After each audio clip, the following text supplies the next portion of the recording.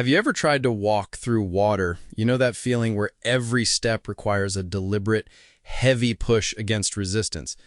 Now imagine that sensation isn't coming from the water around you, but from inside your own body. You're walking down a hallway or just standing in your kitchen, but it feels like gravity has been turned up. You feel hollow, depleted, like your internal battery is draining at 10% a minute.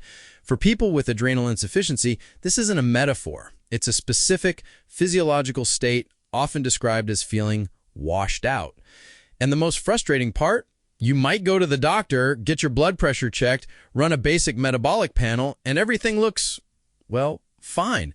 Technically stable, but you feel like you're about to collapse. Today we're doing a deep dive into an article from My Adrenal Life titled Blood Volume, Electrolytes, and Feeling Washed Out. We're going to unpack the mechanics of why this happens, why the body feels empty even when the charts say it's full. I'm Noah, and with me is Eloise. Let's get into it. It's good to be here, Noah. This topic is incredibly important because it validates a symptom that is often invisible. When we talk about adrenal insufficiency, whether it's Addison's disease or secondary adrenal insufficiency, we focus a lot on the crisis, the life-threatening crash. But there is this gray zone of daily living where patients feel this profound hemodynamic instability. Hemodynamic instability. That sounds a lot more serious than just fatigue. Because it is. Fatigue is when you're tired from a long run. Hemodynamic instability means your circulatory system is struggling to fight gravity. The blood isn't getting where it needs to go efficiently. And to understand why, we have to look at two hormones that usually work in tandem but have very different jobs: cortisol and aldosterone. The article calls them the stress hormone and the salt hormone, but I think for most people, cortisol steals the spotlight. We hear about cortisol all the time, usually in the context of stress management or belly fat. Right. Cortisol has a very public PR team. It's the manager of the body. It mobilizes sugar, wakes you up, and manages inflammation. But in the context of circulation, cortisol has a critical lesser-known role. It maintains vascular tone. Think of your blood vessels like a garden hose. Cortisol helps keep the rubber stiff and responsive. If you don't have enough cortisol, the hose gets floppy, it dilates. So even if you have enough water in the hose, you don't have enough pressure. Okay, so cortisol is the hose's stiffness. What about aldosterone? Aldosterone is the water in the hose. It's the plumber. It acts on the kidneys to tell them, hold on to salt. Do not let the salt leave the building. Because where sodium goes, water follows. If you keep the salt, you keep the water, and your blood volume stays up. If you lose the salt, you pee out the water, and your blood volume drops. So in a healthy person, these two are balancing pressure and volume perfectly. But in adrenal insufficiency, this system breaks. The article makes a pretty sharp distinction between how this breaks in primary versus secondary disease. Let's start with primary, or Addison's disease. This is where the adrenal gland itself is destroyed, right? Exactly. In primary AI, the adrenal cortex is damaged, often by the immune system. That means the factory is closed. You lose both the manager, cortisol, and the plumber, aldosterone. This is the classic salt wasting scenario. This is the leaky bucket. Yes. Without aldosterone, the kidneys just dump sodium. The water follows the sodium out, and the patient becomes hypovolemic, literally low on blood volume. That's why Addison's patients often have intense salt cravings. It's not a preference, it's a survival instinct. They are trying to refill the bucket while the hole in the bottom is wide open. I was reading about the history of this, and it took medicine a surprisingly long time to figure the salt part out. Thomas Addison described the disease in 1855, but he thought it was a form of anemia. That's right. He saw patients who were weak, pale, and wasting away. It wasn't until the 1930s that researchers like Robert Loeb and George Harrop really connected the dots. Loeb at Columbia University found that if he just gave salt to these patients, massive amounts of salt, they survived longer. He essentially proved that a huge part of the fatality of Addison's was simple dehydration and electrolyte collapse. So for a primary patient, that washed out feeling is literal depletion. They are dehydrated, their blood pressure is tanking because there isn't enough fluid in the system. That makes sense. But the article pivots to something trickier. It talks about secondary adrenal insufficiency, SAI. This is when the pituitary gland isn't sending the signal to the adrenals. The factory is fine, but the foreman is asleep. Correct. In secondary AI, the pituitary fails to produce ACTH, which is the signal for cortisol. So cortisol drops. However, and this is the crucial distinction, aldosterone is largely controlled by a different system, the renin-angiotensin system, which comes from the kidneys. So the plumbing signal is still working. Ideally, yes, the kidneys shout, "We need salt." And the adrenal glands, which aren't actually damaged, can still produce aldosterone. So theoretically, a patient with secondary AI should have normal blood volume. They shouldn't be salt wasting. And yet the article highlights that these patients still report feeling dizzy, washed out, and needing to lie down after small tasks. If their bucket isn't leaking, why do they feel like it is? This is where we go back to the floppy hose analogy. This is the nuance that often gets missed in standard care.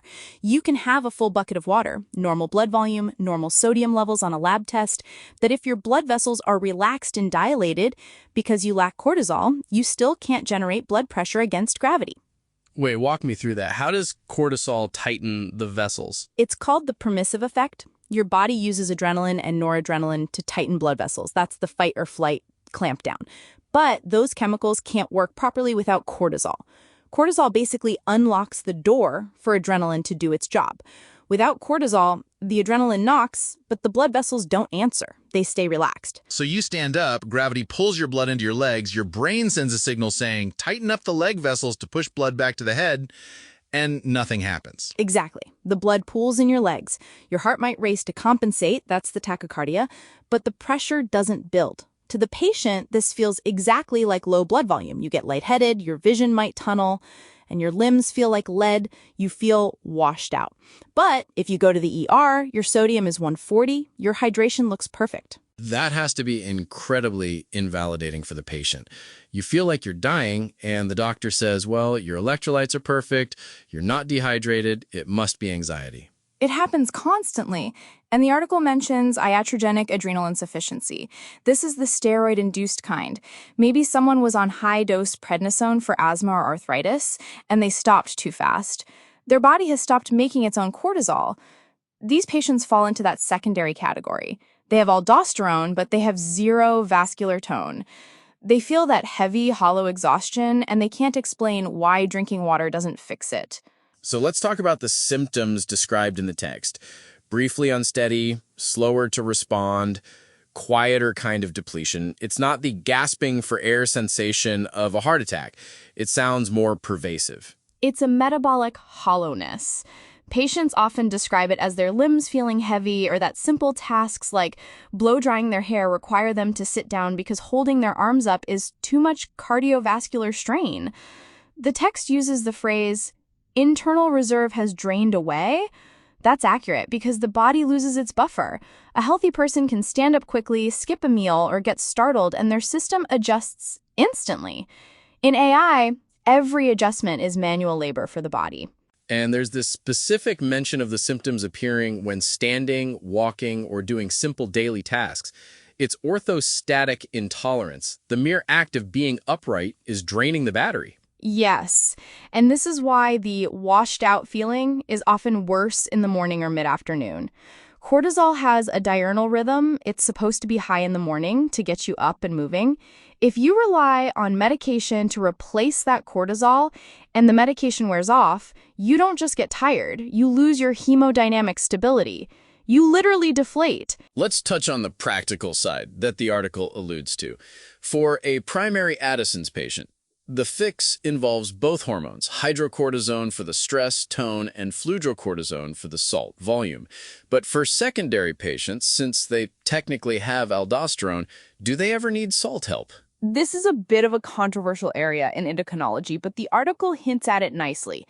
While secondary patients technically have a working RAAS system, some of them still benefit from a bit of extra salt or fluid simply to help boost the volume to compensate for the floppy vessels. If the hose is floppy, overfilling it slightly can sometimes help maintain pressure.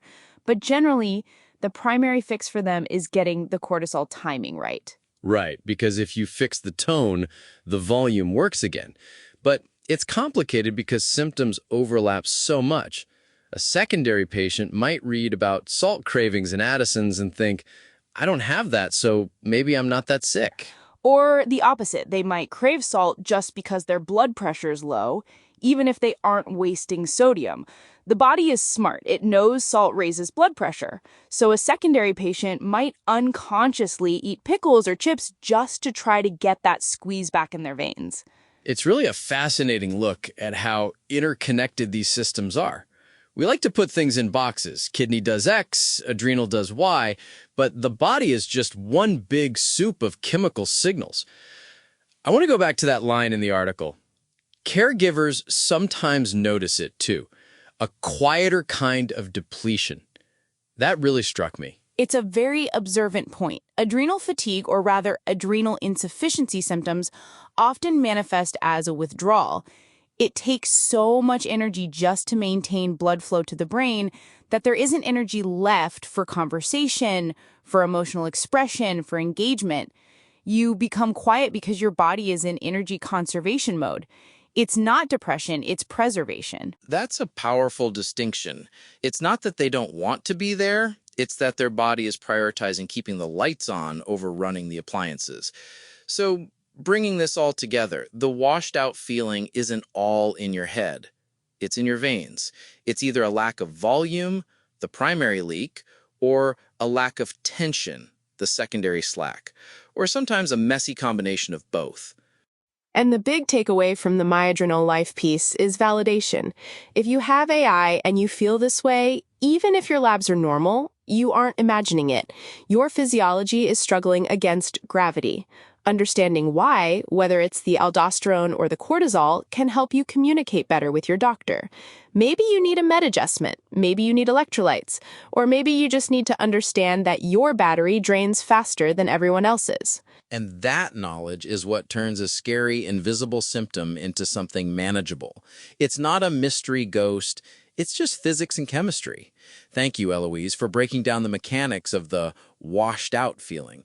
It's complex stuff, but crucial for anyone living this life. My pleasure, Noah. It's always worth digging past the surface symptoms. If you know someone managing adrenal insufficiency who struggles to explain that heavy feeling to their friends or family, consider sending them this episode. It might just help them find the words they need.